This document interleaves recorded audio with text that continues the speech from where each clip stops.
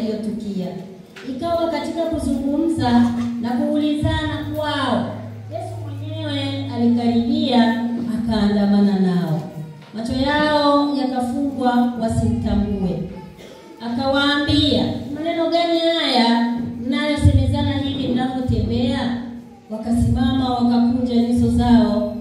Akajibu mmoja wao, jina lake Kleopa, akamwambia, je, wewe peke yako mgeni katika Yerusalemu hata uyajui yaliyotukia huko siku hizi? Akawauliza, mambo gani? Wakamwambia, mambo ya Yesu wa Nazareti, aliyekuwa mtu nabii mwenye uweza katika kutenda na kunena mbele za Mungu na watu wote, jinsi wakuu na makuhani na wakubwa wetu walivyomtia katika hukumu ya kufa, wakamsulubisha. Nasi tulikuwa tukitumaini ya kuwa yeye ndiye atakaye wakomboa Israeli. Zaidi ya hayo yote, leo ni siku ya 3 tangu yalipotendeka mambo hayo. Tena wanawake kadha wa kadha wa kwetu walitushurutisha, walikwenda kaburini asubuhi na mapema wasiuone mwili wake. Wakaja wakasema ya kwamba wametokewa na malaika waliosema kwamba ni uhai. Na wengine waliokuwa pamoja nasi walikwenda kaburini wakaona vivyo hivyo kama wale wasiofahamu, wenye mioyo mizito ya kuamini yote walioyasema manabii. Je, haikumpasa Kristo kupata mateso haya na kuingia katika utukufu wake? Akaanza kutoka Musa na manabii wote, akawaeleza katika maandiko yote mambo yaliyomhusu yeye mwenyewe. Wakakaribia kile kijiji walichokuwa wakienda, naye akifanya kama anataka kuendelea mbele. Wakamshawishi wakisema, kaa pamoja nasi, kwa kuwa kumekucha na mchana umekwisha. Akaingia ndani kukaa nao. Ikawa alipokuwa ameketi nao chakulani, alitoa mkate, akaubariki, akaumega, akawapa. Yakafumbuliwa macho yao, wakamtambua. Kisha akatoweka mbele yao. Wakaambiana, je, mioyo yetu haikuwaka ndani yetu hapo alipokuwa akisema nasi njiani na kutufunulia maandiko? Wakaondoka saa ile ile, wakarejea Yerusalemu. Wakawakuta wale 11 wamekutanika, wao na wale waliokuwa pamoja naye, wakisema, Bwana amefufuka kweli kweli, naye amemtokea Simon. Nao waliwapa habari ya mambo yale ya njiani na jinsi alivyo tambulikana nao katika kumega mkate. Amen. Naomba tukae. Baridi imekwisha, na baridi ni majira pia kutokana na, yani katika majira ambayo Mungu ameyaweka kwenye ulimwengu huu, na baridi nayo ni sehemu ya majira ya Mungu. Haleluya. Wao usijikunje kana kwamba baridi ni kitu ambacho yani ni sehemu kabisa kutoka kwa Mungu. Na ndio maana sasa hivi tunalala usingizi mzuri kwa watu wa Dar es Salaam. Kifika ile Januari yani hivyo. Kwa hiyo tumshukuru Mungu kwa hii hali ya hewa. Lakini pia tuendelee kuwapongeza kwa kutokuzuiliwa na hali ya hewa kwa ajili ya kuja kanisani. Haleluya. Mpongeze tena mwenzako, mwambie hongera kwa kuingia katika nyumba ya Bwana. Pamoja na matope mengi, madimbwi, lakini uko nyumbani mwa Bwana. Haleluya. Wapendwa, siku chache zilizopita tulikuwa tunasherehekea ufufuko wa Bwana wetu Yesu Kristo, na kila mmoja anafahamu hii habari imetokea mbali. Na leo habari ni kama inaendelea ile ya kutembea na Kristo mfufuka ambayo ilianza Jumapili. Ukisoma hii mistari, mimi nitasema mambo machache katika hii mistari mingi tuliyoisoma. Wapendwa, leo tumepewa kichwa kinachosema Yesu ajifunua kwetu. Kufunua kitu maana yake ni kuweka wazi kitu ambacho kimefichwa, ama kitu ambacho kimefunikwa, ama kitu ambacho kilikuwa katika mazingira fulani ambayo sio ya kuonekana. Kwa hiyo Yesu anajifunua kwetu. Lakini katika hii habari tuliyosoma pamoja na mambo mengi, kuna habari hapa. Kuna watu wako njiani, ni wafuasi, wanafunzi wa Yesu, wanatembea. Wako njiani wanatembea. Tena tunaambiwa wanatembea umbali mrefu.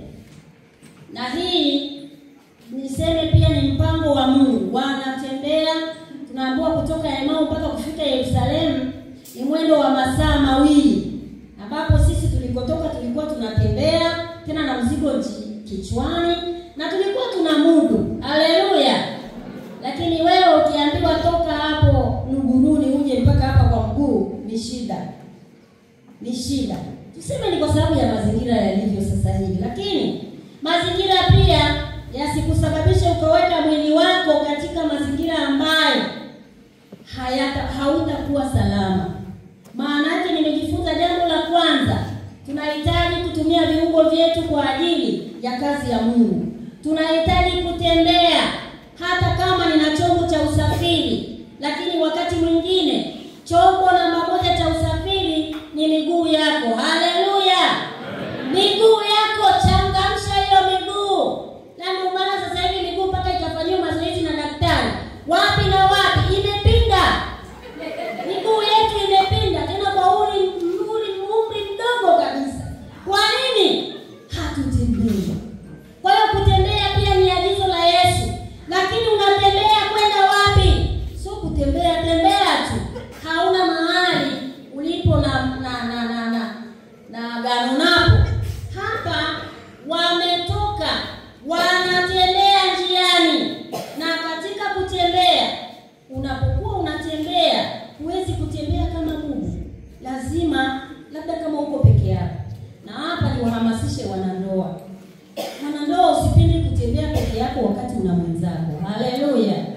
Haleluya. Hapa mnaniangalia kwa uso tofauti. Niseme hivi. Mahali pa kutembea wawili sasa ni katika ndoa, kwa sababu unapoingia katika ndoa hauna tena marafiki wengi wa kukampani vitu fulani. Unahama daraja kwenda daraja. Na daraja hili unalokwenda daraja la mtu mzima. Kwa hiyo huu mtu mzima lazima uchague mtu mzima wa kutembea naye. Haleluya. Na mtu mzima mwenzako ni mwenzako. Na watu hapa toka wamefunga ndoa miaka 10, miaka 5 iliyopita, hujawahi kutembea na mke wako. Unategemea utembee na nani? Uongozane na nani? Maana yake, yani hata kutoka kuja kanisani. Leo tulipokuwa tunaketi hapa, na familia moja nimewaona. Mama ametangulia, baba anakuja nyuma. Nimefurahi sana. Sitaki kusema ni familia gani, lakini inapaswa kuwa hivyo. Wakati mwingine tumeajiriwa, kila mtu ana ofisi yake. Mama anafanya kazi Posta, baba anafanya kazi Morogoro. Kwa hiyo hamwezi kuambatana pamoja. Na kuambatana pamoja kwenda mahali pamoja ni dawa.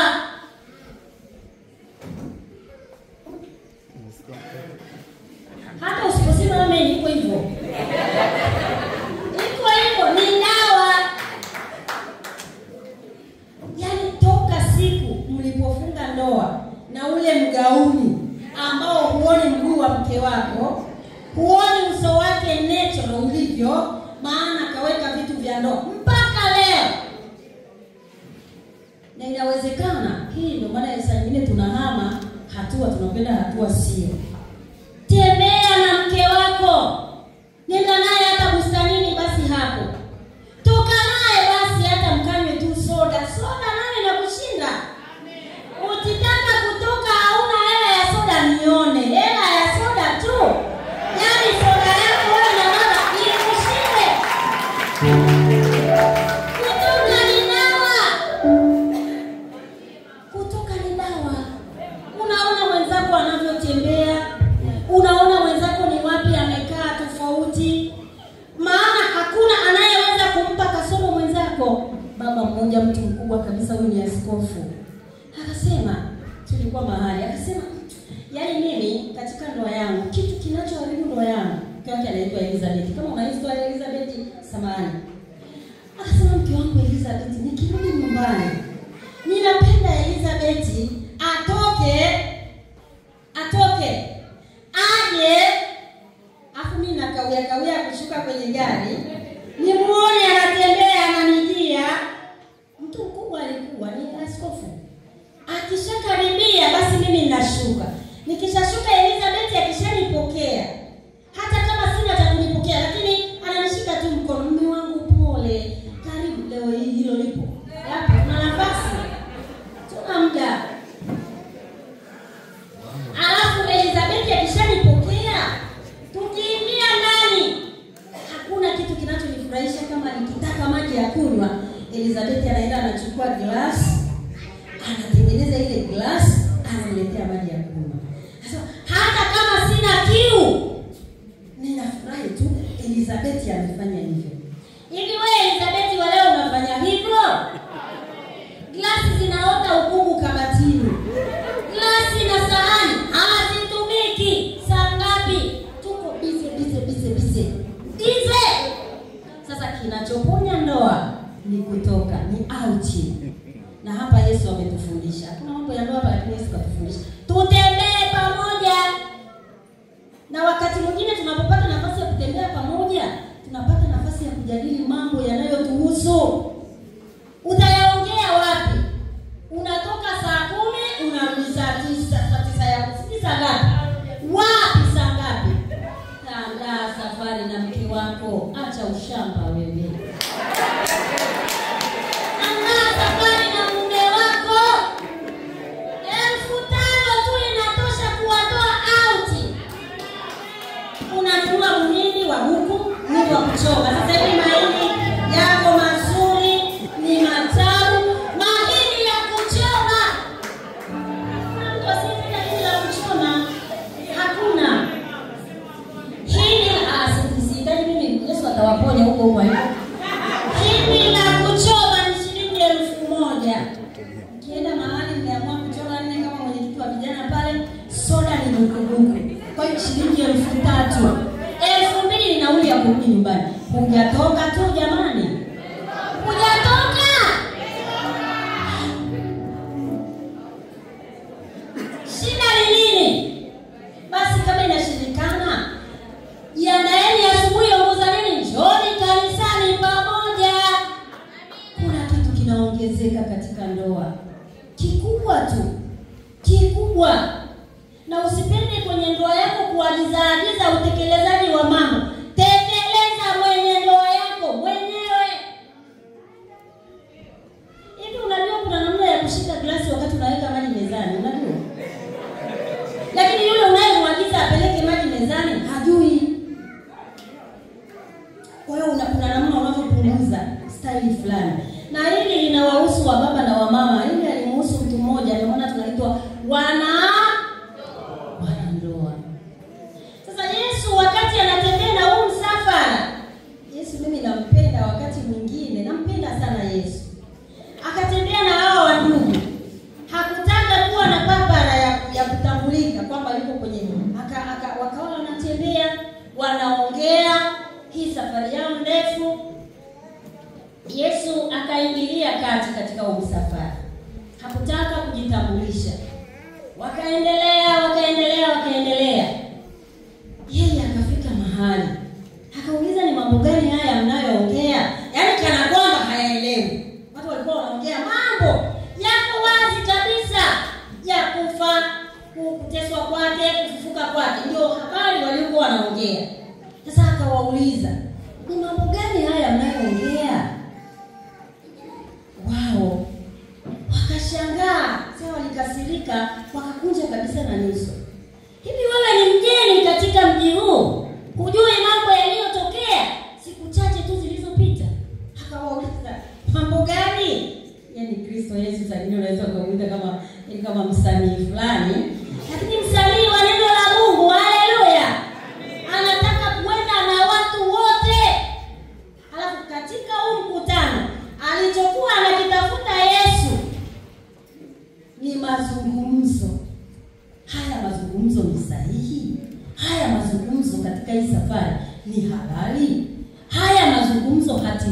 yake yana tija katika safari ya mbinguni? Hicho Yesu alichokuwa anatafuta kwenye safari. Kwa hiyo kuwahoji kufanyaje mpaka wao wamekasirika na macho yao yakafungwa kabisa. Hawakutambua kama unayetembea naye na anayewahoji maswali ni Yesu. Giza kabisa ikatokea. Yaani macho walikuwa wanaona kama unavyoniona hapo. Lakini kiroho macho yalifungwa kabisa. Kama wako na Mungu, wanaongea na Mungu na aliyetendewa haya mambo. Na waliomtendea ni sehemu ya wao, sababu wanafunzi, wafuasi. Hivyo anatembea nao. Na kitu kingine alichokuwa anakiweka katika hii habari ni kwamba siku zote hata likitokea lolote linalokupasa kufa, vumilia. Mradi uko kwenye safari, hakikisha unavumilia mpaka safari ufike. Kwa hiyo kuna mambo mawili hapa katika huu msafara. Kwanza, alikuwa anataka kuhakiki wanaongea nini. Ashukuriwe Mungu katika matembezi haya, katika safari hii hakuna baya lililokuwa linazungumzwa. Haleluya. Haleluya. Tunapotembea katika safari zetu, tunaongea nini? Tunazungumza nini? Tunafanya nini tunapokuwa katika safari? Haswa sisi wa Kristo, ambao Kristo amekufa kwa ajili ya dhambi zetu. Ameteseka, amepata adha za kila aina kwa ajili yetu. Tunazungumza nini?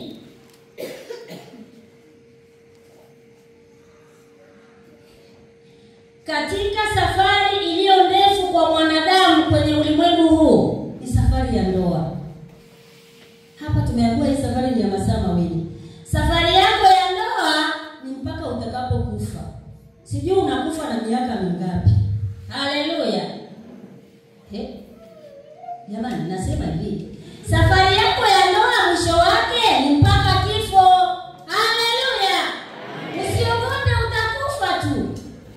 Ishu unakufa lini na unakufa kufaje? Unakufa ukiwa katika msafara wa kimungu.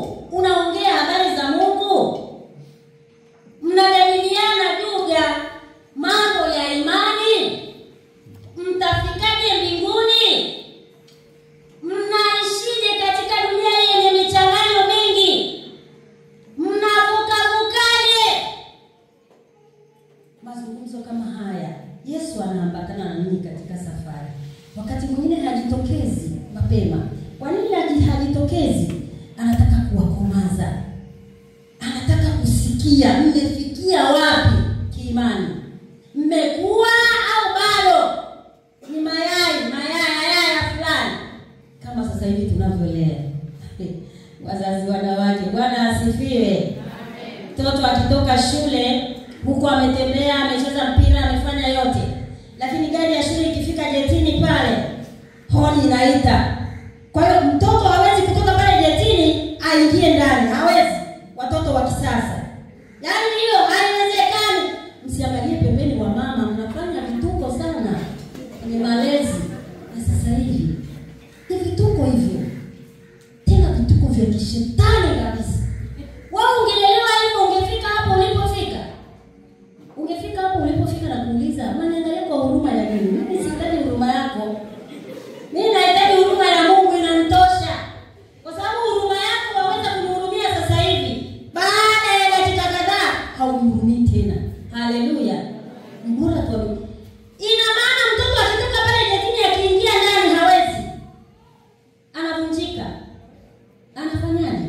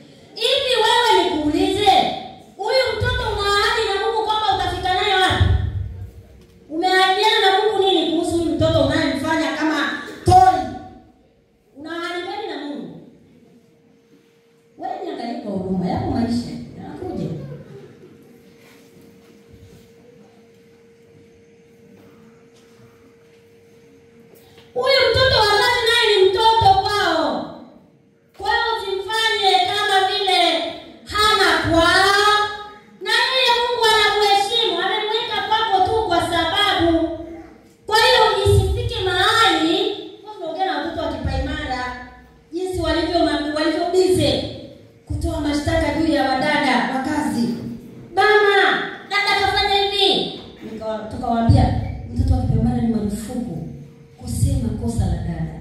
Usiseme. Kwa sababu hili kosa sio la dada, ni lako wewe na dada. Kwa hiyo bora unyamaze, halafu mzazi akija atalishughulikia. Wapendwa wazazi, Yesu alikuwa na huu msafara akisikiliza mazungumzo unayozungumza. Hao wenye msafara wasingeelewa vizuri. Huko kwenye msafara wapo walioamka alfajiri na mapema kwenda kaburini peke yao. Hawakusindikizwa. Kwa nini? Walikuwa wametegemezwa toka watoto.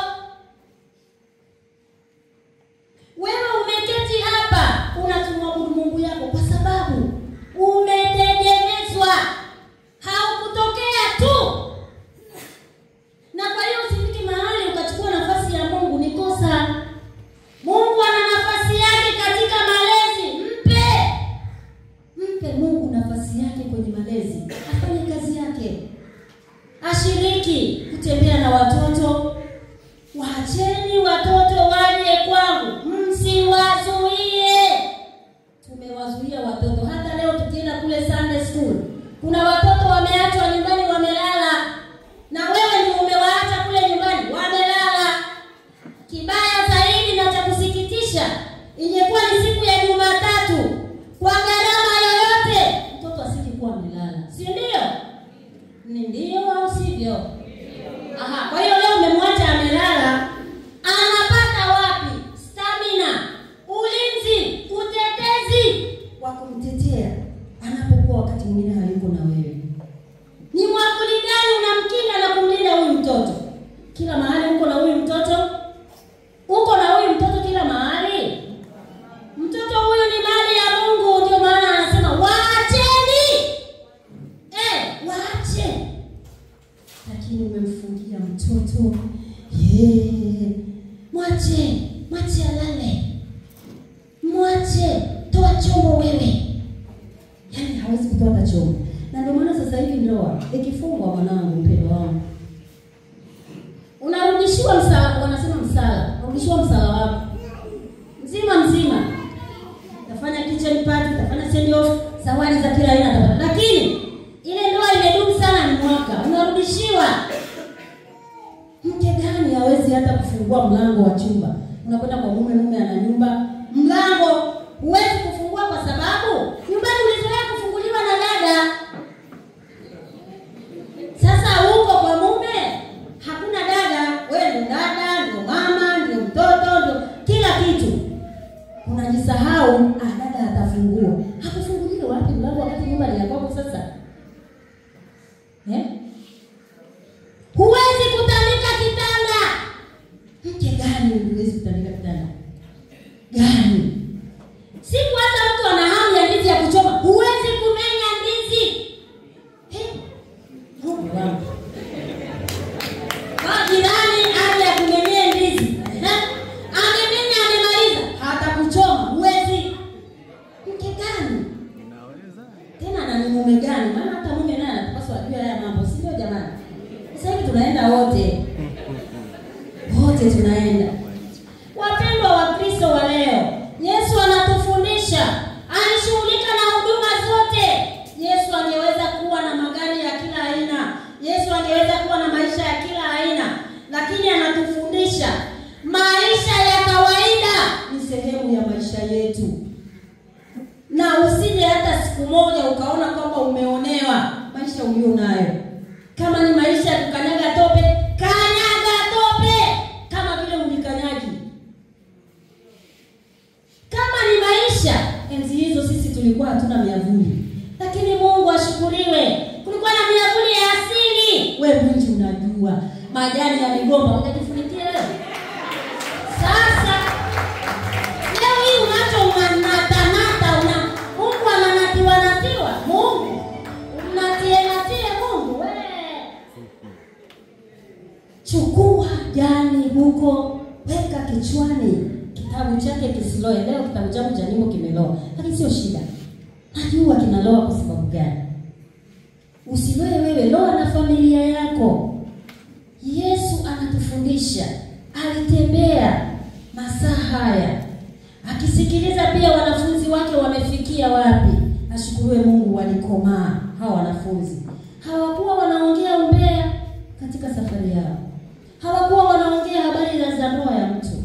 Hawakuwa wanaongea habari za mtu. Walikuwa wanaongea habari za ufalme wa walikuwa wanaongea habari za ufalme wa na walikuwa wanaongea live wazi. Sasa sisi leo wakati mwingine, sio sisi lakini ni mfano tu, kuna watu wakiwa kwenye safari yao wanazungumza wenzao. Tena sasa ujue hizi mambo ni mbaya kabisa, wanazungumza taratibu. Alafu wanakuwa na hofu, asije akasikia. Kama ni jambo zuri zungumza asikie. Acha umbea. Nimesema sio nyie lakini. Halafu pia siku hizi kuna jambo. Mimi ni jambo linanihusu. Hapa Yesu amefanya vizuri. Jambo linanihusu. Badala ya kunifikishia jambo mimi muhusika, unamfikishia Joyce. Mimi ni Joyce. Mnajua jina langu mimi? Mimi naitwa Ana ndio. Sasa habari za Ana unapeleka kwa Joyce wapi na wapi? Yesu ndicho alichokuwa anatafuta hapa. Wapendwa wa Kristo, naomba tukumbushane. Kwanza tutembee pamoja. Yesu ametufundisha kuwa na umoja, na katika huu umoja awepo yeyote mbaya, hakuna mtu mbaya wala mzuri. Wote ni watoto wa Mungu. Wamekusaliti, wamekutemea mate, wewe tembea nao tu katika msafara. Haleluya. Haleluya. Tembea nao, wasaidie. Yesu aliendelea nao. Baadaye walifika mahali nahisi walichoka na usiku kafika, ikabidi waingie mahali kula. Yesu anashughulika na haja zetu. Yesu anajua mapungufu yetu. Yesu anajua tunachokihitaji hata kama macho yetu hayaoni. Yesu wakati wa kuyafungua ukifika anayafungua. Yesu aliumega mkate, akahakikisha anaachana na hao watu, lakini anawaacha salama. Haleluya. Kwa sababu na wao walikuwa salama. Wapendwa wa Kristo, naomba tutembee pamoja. Na umoja wa kutembea uanze kwenye familia zetu. Tutembee pamoja. Huwa tunabarikiwa sana siku ya usafi tunapoona kwenye familia baba na mama wanakuja kufanya usafi. Yaani hicho kitu kinatuingia vizuri. Mungu awabariki hizo familia za namna hiyo. Lakini wewe familia ambayo hauko hivyo, wala hatukuhukumu, wewe njoo tu, yawezekana ni sehemu ya familia yako iko hivyo. Lakini pia kuna mambo ambayo Yesu katika kutembea hapendi kuyaona. Kwa mfano sisi ni Wakristo, watu wazima. Tunapotembea na Yesu, lazima tuwe na discipline. Lazima tuwe na adabu. Lazima tuwe na nidhamu. Lazima tuwe watu wazima. Haleluya. Haleluya. Umechoka sana nini? Iko hivi, unapotembea na Yesu, mwanandoa, hakikisha uko salama na ndoa yako. Kuna mahali fulani tulipata jambo sio zuri sana na sio mbali na hapa. Baba anamwambia mke wake, niko Nairobi. Samahani kama kuna mtu amezoea kwenda Nairobi, mimi sijui. Lakini niko Nairobi. Lakini kumbe yule baba yuko Bagamoyo hapo. Yuko hapo Bagamoyo, tunakujenga kituo cha Kitopeni. Lakini simu ati niko Nairobi. Hiyo ni ndoa. Na huko Nairobi aliko kuna hivi Yesu anaweza akafanya matembezi na mtu wa namna hii? Tuseme tu. Anaweza akatembea na wewe. Huko Nairobi utakuwa peke yako. Na ukitoka huko bado uko peke yako. Hata ukirudi nyumbani wakati mwingine hata mapokeo hayaandamani na Yesu. Yesu anapokea watu ambao wanaishi katika mstari. Wapendwa wa Kristo wa leo, tuwashukuru watu wa Kwembe, ninyi ni waaminifu vizuri. Hata mama mchungaji juzi alipokuja hapa akaalika, akatoa mwaliko watu wanaohitaji kurudi kwa Yesu katika ile mmoja. Wote tukakaa kimya. Hebu tujipongeze maana tuko safi. Piga makofi mengi basi. Sisi tumeshaokoka, tunatembea na Kristo mfufuka na ameshafungua macho yetu, tunaona kila kilicho cha kiroho. Mungu atusaidie. Hii Pasaka ya 2025 tutembee na Yesu katika maisha yetu yote. Tutembee na Yesu katika safari yetu ndefu. Safari ya injili ni ndefu na hautembei peke yako sasa. Una mke haukuzaliwa naye, katoka Mbeya, wewe ni Mpare. Una watoto wamezaliwa, hatujui wanachukua kwa mama au kwa baba. Unao. Una wakwe. Una mawifi. Una kila aina, alafu una koo mbili tofauti. Ndio maana kama hujafikia hiyo hatua, usirukie hiyo hatua kwa sababu ni ya kiutu uzima. Haleluya. Na mambo yake yanatakiwa yafanywe kiutu uzima. Sio uko hapa alafu unasema uko Nairobi. Wapi na wapi? Unafikiri Mungu anafichwa jambo? Mungu hafichwi jambo. Kwa Mungu anakujua, hata hapa ulipo anajua. Una outing zako unazozifanya, sio nyie lakini. Kuna outing unazozifanya. Mke wako hajui, mume wako hajui na unafanya, unafaulu. Si ndio Sio nyie. Itikeni tu, sio nyie jamani nyie hammo katika hilo. Kuna Wakristo wastahili hiyo. Na wote tunatembea nao na Yesu anatembea nao. Yesu hawahukumu, ila anamega nao mkate pamoja, anafumbua macho yao yaone kwamba wanayofanya sio sahihi. Anakaa nao, anakula nao ili wawe salama, warudi katika mstari. Wapendwa wa Kristo, Mungu atusaidie na hasa katika watoto wadogo tulio nao. Tutembee na watoto wetu katika Kristo. Tuwasaidie watoto watembee katika jina la Yesu. Wakati mwingine tukitembea nao sisi, tunaweza tusiwafikishe mahali salama. Sisi tutembee nao kwa sehemu, lakini sehemu kubwa tuwafiche katika damu ya Yesu mfufuka. Haleluya. Haleluya. Na nilisema habari ya utu uzima. Yesu anatembea pia na watu wazima wenye mivao yao pia. Wenye mivao yao. Kuna sehemu moja tulitumika ule usharika kuna mabenchi na sisi tutakuja kuwa na mabenchi. Wakapiga ubao hapa mbele. Kwa sile ule ubao maana yake ni nini? Ukishakuwa mtu mzima kuna na mavazi ya kiutu uzima, si ndio? Haya, hapo usiongee kwa sababu hii haiwahusu. Lakini tunasema kuna mavazi ya kiutu uzima. Sisi tulikuwa tunaambiwa hii ni nguo ya kulalia. Siku moja tukaongea na besti yetu mmoja. Akasema, "Mume wangu anapenda." Sasa sawa. Issue ya kanisani na mume wako kupenda vina uhusiano gani? Mume wako si yuko nyumbani. Kule nyumbani hata usipovaa, vyote tu utakavyopanga kuishi. Lakini katika matembezi na Yesu kwenye hekalu lake, vipo vitu ambavyo hatuwezi kuingia navyo kwa sababu havituletei ushuhuda. Haleluya.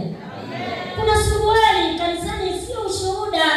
Yesu anaweza akakaa pembeni asungane na hiyo safari kwa sababu ya vazi. Sio vazi rasmi. Sio vazi sahihi. Kwa hiyo wapendwa wa Kristo, tuwaelekeze watoto na namna ya kutokea mbele ya Yesu. Wasikue wakitokea kwa Yesu kihasara. Hata mtoto anapokuja kipaimara, kwa nini umvalishe nguo ya kata mikono? Kama hana nguo nyingine, unga hiyo mikono. Kwa nini maana si unaweza kuchukua sindano ukaunga hiyo mikono hata kwa si unaweza jamani? Sasa mtoto aje kipaimara amevaa kikaoshi. Sasa sijui mwalimu afundishe, sijui ashirike na kile kikaoshi. Ni hata sielewaji. Haya, saa nyingine mara aje mtoto atoka kwa Mkristo, mzazi Mkristo ndio. Saa nyingine mara aje au yacheni. Haya tuyaache. Yanatuhusu tu. tuyaache. Kuna vihoja wazazi wa kileo sio nyie lakini nyie mko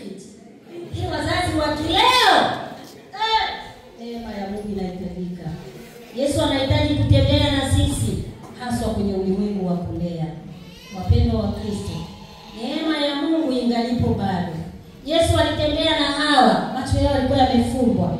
Yawezekana na wewe kuna jambo katika safari yako huoni njia, lakini endelea kutembea ukiwa katika mstari wa kimungu. Macho yako yatafumbuliwa, Yesu ataendelea kuambatana na wewe. Na hasa katika safari ngumu hii, safari ya ndoa, safari ya malezi ambayo tuko katika ulimwengu wa kisasa sana. Mungu alibariki neno lake na tusaidie sisi wazazi na Wakristo wa kweli. Amen. Mungu wetu na Baba yetu, katika jina la Yesu, tunakushukuru kwa sababu kwenye safari zetu hujawahi kutuacha. Hata tulipoacha kutembea na wewe kukualika katika safari, wewe uliingilia kati. Nia na lengo tuendelee kuwa salama watoto wako na tusipotee. Tunaendelea kujificha katika damu yako. Ikaendelee kutunenea mema, ikatukumbusha hata pale tunapojisahau. Tukafanye sawa sawa na maelekezo na maagizo yako. Na zaidi kwa watoto uliotupa, usije tukadaiwa kwamba kuna mahali hatukusimama sawa sawa. Katika jina lako Yesu mfufuka, tunaomba uendelee kutembea nasi katika maisha yetu yote, na hasa maisha ya ndoa na malezi. Amen.